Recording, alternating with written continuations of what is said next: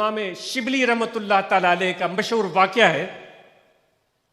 वो हम बड़े लोगों की सोबत में जाते हैं तो फिर हमें उनकी सोबत इतनी अच्छी लगती है कि उनसे दूर जाने का दिल नहीं करता, और फिर जिंदगी उनकी खिदमत में हम बिता देते हैं। वो इमाम शिबली हैं या श्री शक्ति हैं, मुझे इश्तिबाह हो रहा है। वो किसी बादशाह की खिदमत में रहते थे, तो बादशाह एक दिन उससे खुश हो गया। खुश होकर उसको खलत पहनाई, आलीशान खलत जब उसने पहन ली तो बादशाह के सामने मुअद्दब तरीके से यूं खड़ा हो गया। तो खड़े खड़े उसको छींक आई। छींक आने की वजह से उसके हाथ में कुछ चीज नहीं थी, तो उसने खलत के कोने से दामन से अपना नाक पोंछ लिया बेख्तियार तरीके से। बादशाह नाराज हो गया। भरी दरबार में उसने उसको कहा कि तूने मेरी खिलत की, खिलत शाही की, मेरी दी हुई पोशाक की बेअदबी की है। उस खिलत को तुमने एहतराम से रखना था, तुमने उसकी दामन से नाक पहुंची है। उस पर नाराज हुआ, बड़ी दरबार में उसको डांट पिलाई और उस पर गुस्से का इजहार किया। वो कहते हैं कि बात सुनने के बाद वो घर गए, उनकी गुफ्तगू बंद हो गई। हजूर सुना से रहमतुल्लाह अलैह, जिनका ये उर्स हम मना रहे हैं, ये वो वाक़या बयान करते थे। उसकी गुफ्तगू बंद हो गई। ये इमाम गज़ाली ने भी ये वाक़या नकल किया है। तो बादशाह को जब एहसास हुआ कि मैंने एक जी इल्म और जी एहतराम शख्स की भरी दरबार में बेइज्जती की है, तो वो समझा इस वजह से वो चुप हो गया है। तो बादशाह उसके पास चल कर गया, लेकिन उसकी जुबान नहीं खुली। बादशाह परेशान हुआ, अपने खास हकीम को उसके इलाज के लिए भेजा। दवाइयाँ, इलाज, मुआवजे सब हुए, लेकिन उसकी जुबान नहीं खुली। तो बादशाह परेशान हो गया। तबीब को कहा कि इसको क्या हुआ है।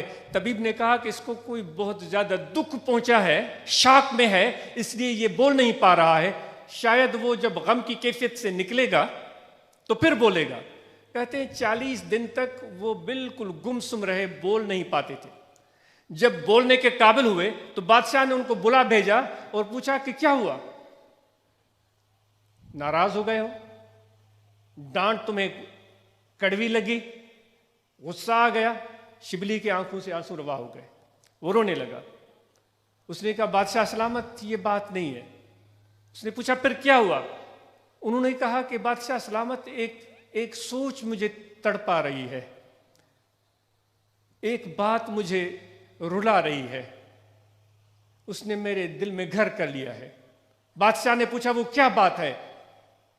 शिबली ने कहा कि आपने खुश होकर मुझे खलत पहनाई और मैं खुश हुआ और मुझे छींक आई, मैंने उसकी दामन से नाक पोंछा, आप नाराज हुए और मेरी खलत भी उतरवा दी, खलत मुझसे छीन ली और मुझे दरबार से भी निकाल दिया। ए बादशाह सलामत, मैं घर में चला गया, मेरी बेअदबी थी, मेरी गुस्ताखी थी।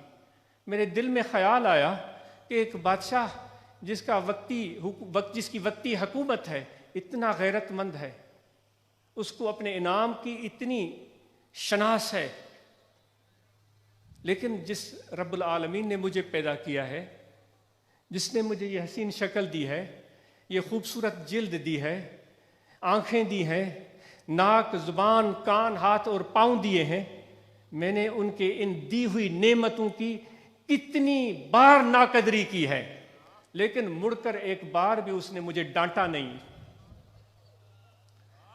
कभी मुझसे इंसानियत का शरफ छीना नहीं है, मुझे खलीफतुल्लाह फिल अर्द का लक़ब मुझसे छीना नहीं है, बल्कि वो अब भी मुझे से प्यार करता है। मैं गलतियां करता हूं, गुनाह करता हूं, नाशुक्री, नाकदरी करता हूं, फिर भी मुझसे प्यार करता है। तो मुझे उस बादशाह की दरबार में होना चाहिए, और किसी बादशाह के दरबार में रहने का क्या फायदा। हम दुनियादारों के पीछे भागते हैं और दुम हिलाते हैं, भाई कुछ पैसे मिल जाएंगे, काम फंसेगा तो वो मुझे पैसे दे देंगे, मेरे बच्चे की नौकरी लग जाएगी।